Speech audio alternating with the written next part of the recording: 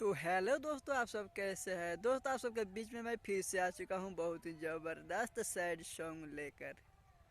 चलिए टाइम को बर्बाद ना करते हुए मुखड़ा को शुरू करते हैं।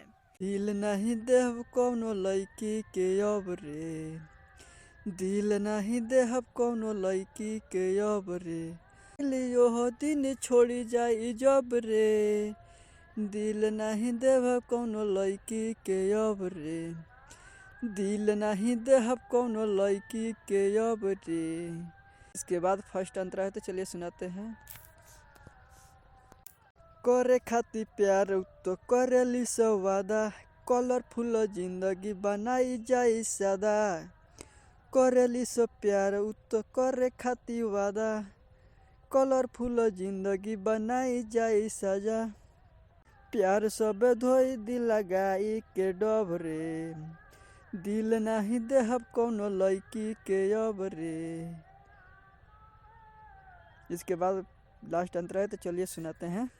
सिंह मृत्युंजय खा के कहे कसम रे, डरी न प्यार कब करब न हम रे, सिंह मृत्युंजय खा के कहे कसम रे, डर प्यार कब करब न हम रे, लड़की के जाते हो खेला सब रे, दिल नहीं देहब कौनो लड़की के अब रे, दिल नहीं देहब कौनो लड़की के अब रे, धोखा मिली ओह दिन जाई छोड़ी जाई जब रे, धोखा मिली ओह दिन छोड़ी जाई जब रे, दिल नहीं देहब कौनो लड़की के अब रे, दिल नहीं देहब कौनो लड़की के अब रे।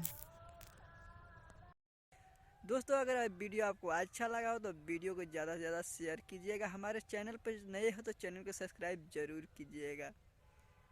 ओके, मिलते हैं फिर नेक्स्ट वीडियो में, तब के लिए बाय बाय।